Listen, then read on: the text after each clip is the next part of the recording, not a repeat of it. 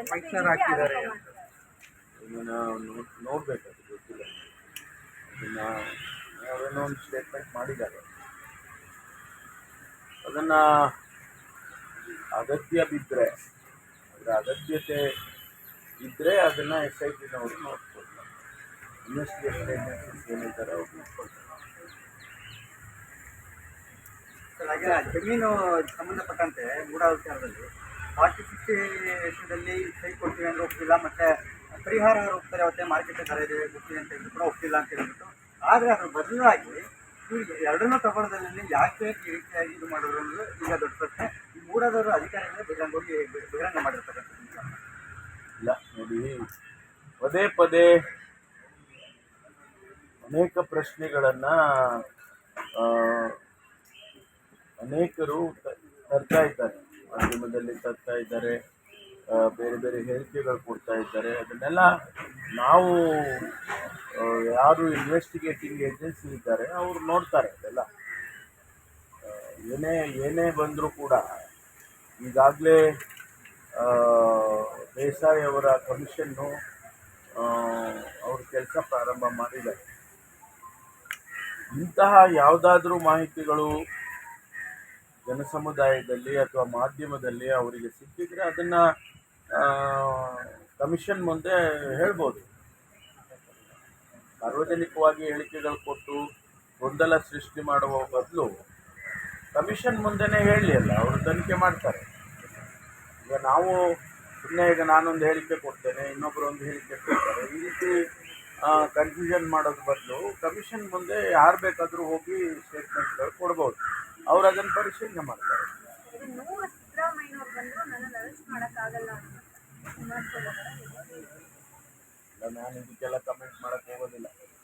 ಕಾನೂನಿನಲ್ಲಿ ಏನು ಮಾಡಬೇಕು ಅದನ್ನು, ಯಾರಿಗೆ ಅರೆಸ್ಟ್ ಮಾಡಬೇಕು, ಕಾನೂನಿನಲ್ಲಿ ಅರೆಸ್ಟ್ ಮಾಡೋದಕ್ಕೆ ಅವಕಾಶಗಳಿದ್ದಾವೆ ಅಲ್ವಾ. ಈ ರೀತಿ 100 ಜನನೂ ಬೇಕಾಗಿಲ್ಲ, 200 ಜನನೂ ಬೇಕಾಗಿಲ್ಲ. ಸರ್, ಇವತ್ತಿನ ಕ್ಯಾಬಿನೆಟ್ನಲ್ಲಿ ಹಿಂದಿನ ಒಂದಿಷ್ಟು ಪ್ರಕರಣಗಳು ಬಿಜೆಪಿ ಅದರಲ್ಲಿ ಚರ್ಚೆ ಆಗುತ್ತೆ ಅಂತ ಕೇಂದ್ರದಲ್ಲಿ ಆ ಥರದ್ದೇನು ಆಗುತ್ತಿಲ್ಲ. ಜಸ್ಟಿಸ್ ಮೈಕಲ್ ಕುನ್ನಾ ಅವರ ರಿಪೋರ್ಟ್ ಈಗ ಈ ಮಂತ್ ಎಂಡಿಗೆ 31 ಆಗಸ್ಟ್ 31 ಬರ್ತದೆ ಅಂತ ಹೇಳಿ. ಈಗ ಮತ್ತೆ ಅದಕ್ಕೆ ಮತ್ತಷ್ಟು ಕಾನೂನುಬಲ ಕೊಡೋದಕ್ಕೆ ಅಂದರೆ ಈಗ ಯಾಕೆಂದರೆ ಕೋವಿಡ್ನಲ್ಲಿ ದೊಡ್ಡ ಮಟ್ಟದಲ್ಲಿ ಅಕ್ರಮ ಆಗಿದೆ ಅಂತ ಈಗಾಗಲೇ ಮೇಲ್ನೋಟಕ್ಕೆ ಕೆಲಸ ಆಗ್ತಾ ಇರ್ತದೆ. ಏನಾದರೂ ಅರೆಸ್ಟ್ ಮಾಡೋ ಮಟ್ಟಕ್ಕನ ಹೋಗಿದೆಯಾ ಅಂತ? ಯಾಕೆಂದರೆ ವರದಿ ಬರೋವರೆಗೂ ನಾವು ಯಾವುದನ್ನು ಸ್ಪೆಕ್ಯುಲೇಟ್ ಮಾಡೋಕ್ಕೆ ಹೋಗಿದ್ವಿ. It will be only speculation. ವರದಿ ಬಂದ ಮೇಲೆ ವರದಿಯಲ್ಲಿ ಏನು ರೆಕಮೆಂಡೇಶನ್ಸ್ ಬರ್ತದೆ ಅದನ್ನು ಸರ್ಕಾರ ಗಮನಿಸುತ್ತೆ. ಅಂತ ನೀವು ಹೇಳಿದಾಗೆ ಯಾರನ್ನೋ ಕ್ರಿಮಿನಲ್ ಪ್ರೊಸೀಡಿಂಗ್ಸ್ ಮಾಡಬೇಕು ಯಾರ್ದೋ ಮೇಲೆ ಅಂತ ಆದರೆ ಅದನ್ನು ಮಾಡ್ತಾರೆ, ಖಂಡಿತ ಮಾಡ್ತಾರೆ. ರೆಕಮೆಂಡೇಶನ್ ಮೇಲೆ ಡಿಪೆಂಡ್ ಆಗುತ್ತೆ. ಸರ್, ಇವತ್ತು ಬಿಜೆಪಿ ರಾಜ್ಯಾದ್ಯಂತ ಪ್ರತಿಭಟನೆ ಮಾಡ್ತೇವೆ.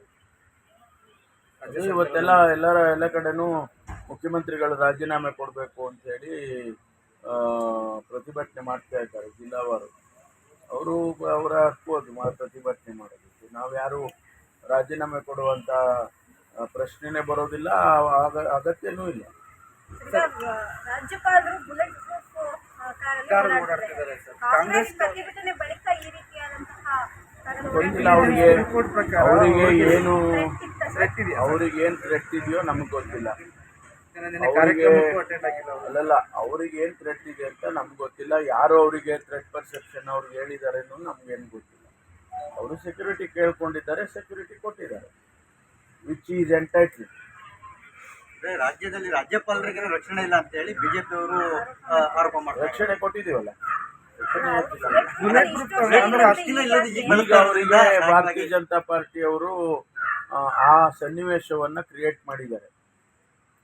ಭಾರತೀಯ ಜನತಾ ಪಾರ್ಟಿಯವರ ಈ ಒಂದು ಆ್ಯಕ್ಷನ್ಸ್ಗಳು ಅವರಿಗೆ ಅಂಥ ಒಂದು ಪರಿಸ್ಥಿತಿ ತಗೊಂಡು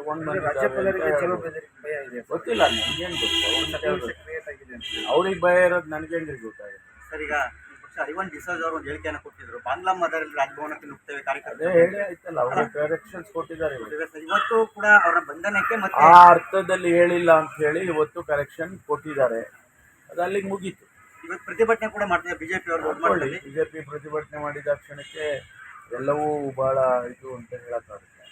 ಅವರು ಇವತ್ತು ರಿಯಾಕ್ಷನ್ಸ್ ಕೊಟ್ಟಿದ್ದಾರೆ. ನಾನು ಆ ಅರ್ಥದಲ್ಲಿ ಹೇಳಲಿಲ್ಲ ಅಂತ ಹೇಳಿದ್ದಾರೆ, ಅವರೇ ಹೇಳಿದ್ದಾರೆ. ಐವನ್ ಡಿಸೋಜ್ ಅವರೇ ಹೇಳಿರುವಾಗ ಇನ್ನು ನಾವ್ಯಾಕೆ ಅದನ್ನ ಪೋಸ್ಟ್ ಮಾರ್ಟಮ್ ಮಾಡಬೇಕು.